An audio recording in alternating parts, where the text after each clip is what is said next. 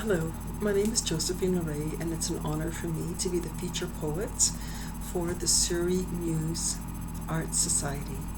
I would like to start off by acknowledging the land and the peoples that have inhabited for tens of thousands of years. So I grew up in the land of the Haudenosaunee people in southern Ontario, and for the last 30 years, Calgary's been my home. And from the area of Calgary, I would like to acknowledge the peoples that lived there and traversed the lands, the Piikani, Tsuut'ina, Siksika, Nakota, Kainai, their ancestors, and my apologies if I've forgotten any groups. I am back in the land of the Haudenosaunee right now, and I would like to dedicate this series of poems to my father, who recently passed away. In my father's house, there are many rooms, and I would like to share a collection of poems, two of which are fairly recent, but the rest are poems that I've written through the years. I'm going to start with cradle rhythms. New Canadians, they called us, the families on our street, Italians and the Greeks, Portuguese, Ukrainians, New Canadians, to distinguish us from the old Canadians, perhaps, like Mrs. Brown from Two Doors Down, who had a mustache and a stubby black dog who waddled when he walked, and a carpet beater made of metal and wood. New Canadians who brought old words from the old country, like scula pasta for draining the spaghetti and scula piatta for drying the plates, paletta and scupa for sweeping up the floor, who brought old habits from the old country, like wearing black for the rest of your life should your husband pass away, Bonarma, and praying to Sant'Antonio to help recover something you had lost, praying to the Madonna for safe travel, who brought old ideas from the old country, like indulging children, le piccioleggi, and respecting the elderly, le vecchiereggi, and not forgetting where you came from, unforgettable moments as growing up in this new Canada, like 45s on the record player dancing when company arrived, like pleating, tying, unfolding Kleenex tissues into rainbow-coloured flowers to tape onto the silver straddle chief when cousins got married, like watching my nonna roll paper-thin lasagna from the magic of flour, eggs, and a pizzicone of salt, using a stegnatore, a 4-foot-long rolling pin my father fashioned by sanding an old broomstick, like picking basil from the garden, fresh and fragrant, for the jars of sugo, tomato sauce we were preserving in the bagno marina. And then there were the rhythms of a language which predates Italian, this Sicilian, which has roots as wide and as wild as its branches, not just in Latin, but in Greek and in the tongues of the Spaniards and the Moors and the Normans and the Carthaginians who came to the sun-drenched triangle of an island and loved it so much they never left. Rhythms that continue to resonate, like the Ninna Nanna that soothed us, babes, like the tarantella we danced to, like the pluckings of the mandolin, sad strains that speak of longing, of leaving the beloved land and crossing an expanse of salt. These were my cradle rhythms, sounds I in turn rocked my babies to, the snippets and the stories I pass on to them, the subtleties and complexities of what it means to me to be a new Canadian. For my second poem, and I must apologize, I'm reading from my phone because, as I mentioned, I'm not at home. My second poem is called The Smell of Sawdust.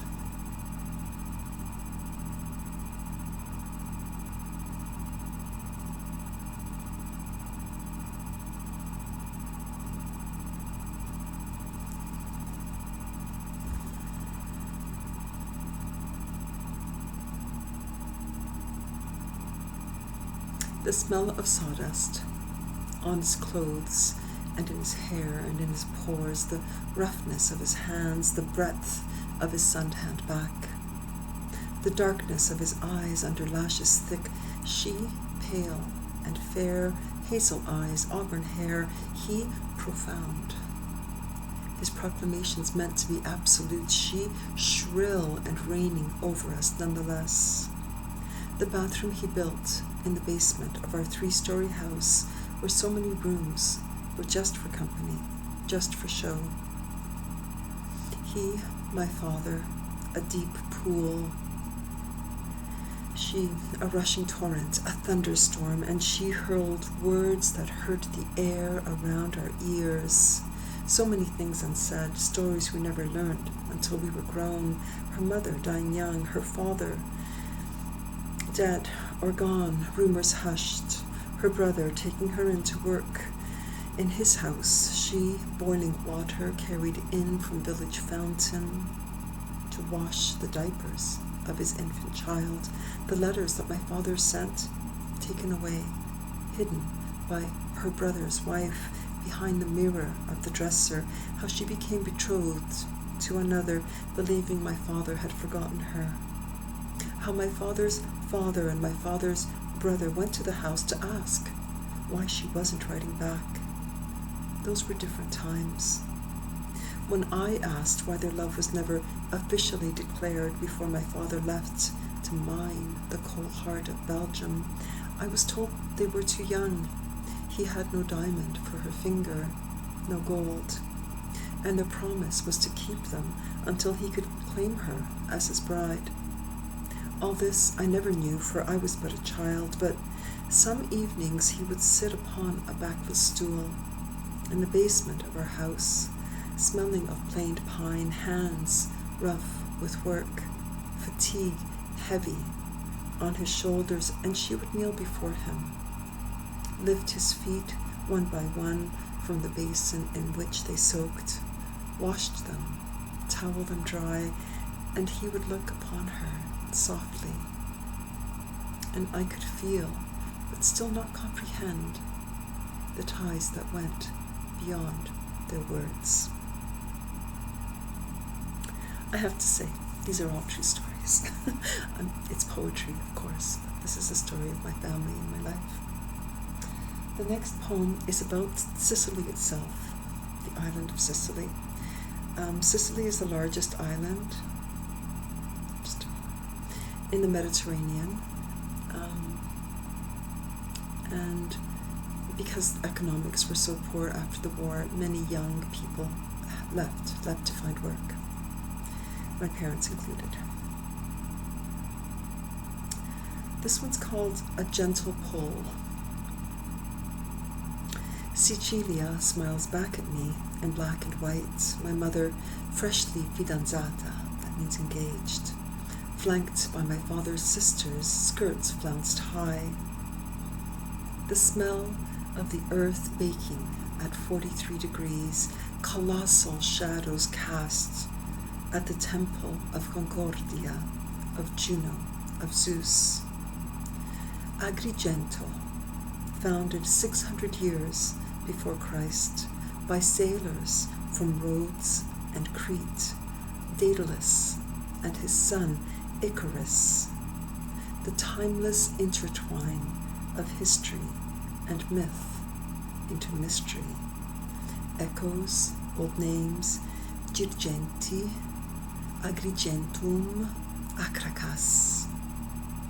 We sat in grey-green shade under l'oliva, my sister and me, trunk gnarled by the slow blink of 2,000 years.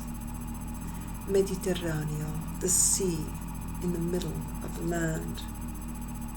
When you walk out of the water, il sole, the sun, dries il sale onto skin, each kiss salt sweet, revealing our nameless origin. One evening in Campania, my cuscina asked me to go with her to get no limone, a lemon. I said si, expecting a car ride. Instead, she led me into the darkening grove. hanging over us, yellow lanterns, firm ripeness of fruit. Sicilia, a twist and a gentle pull. The next poem I want to read is about my parents as newlyweds. So, after they married, my father returned to Belgium where he was working.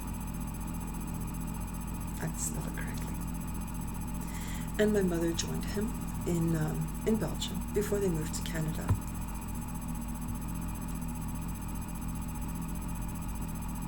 This one is called Abbracetto, which means arm in arm. The roughness of gabardine and houndstooth, the smooth of silk stocking. You strode arm in arm along an unnamed street in Mons, or was it Charleroi, after the war. None of the coral shows yet in the seams of my father's skin or in the bubbles of his lungs, and although the photograph is black and white, glints of sun glisten my mother's fire-red hair, wind lifting curl, drifting scent. That confidence of newlywed on cosmopolitan cobblestone, jacket and skirt, a smart handbag, peekaboo toes, and my father hands in pant pockets, tie thin, the jaunt both with one foot suspended like breath in the air. This next one, no one in my family. It's got a long title actually. The full title, just a moment.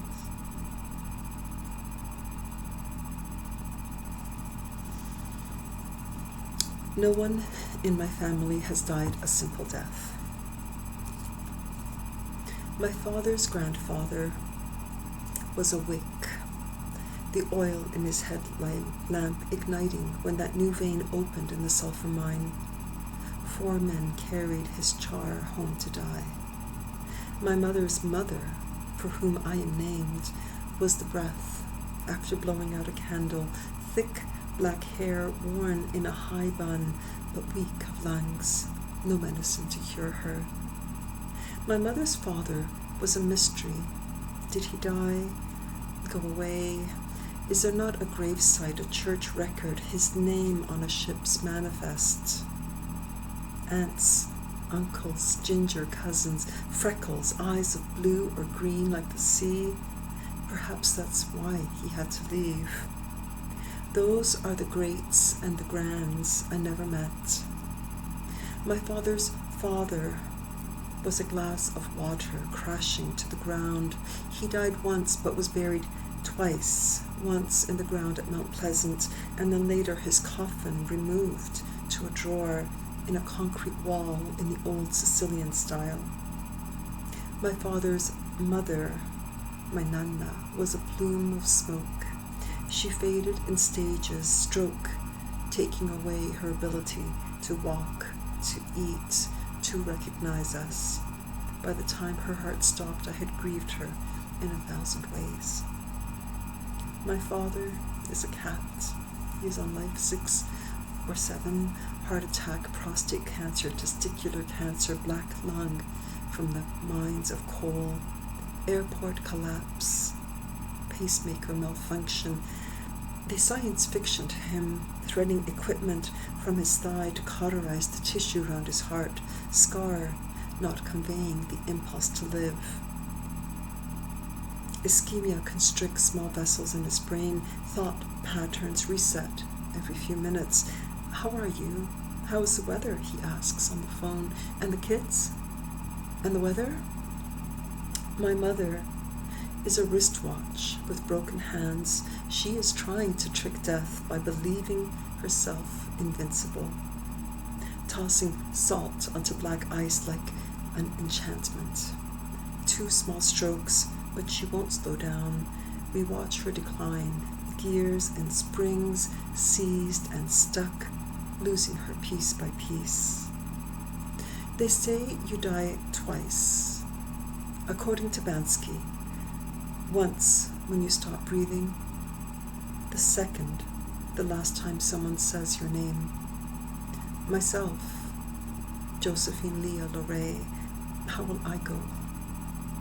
What would I choose, bit by bit or all at once? Will I fight death, or will I walk headlong into that slow-moving river, willow branch above me, swaying in the wind? Tools. Tools is a poem that I wrote during COVID.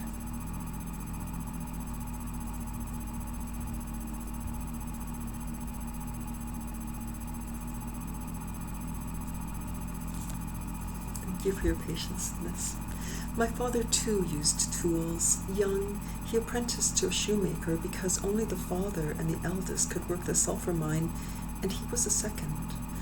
The third, really, the second having died before my father was born. My father was given his dead brother's name. I have the wooden forms in my closet, black, extendable geppetto feet on which to cobble shoes. But shoemaking was not my father's destiny. He traveled to England, learned to say aluminium, so you could hear the final I. When I was a child, people asked why I spoke with a British accent, and then to Belgium to work the mines.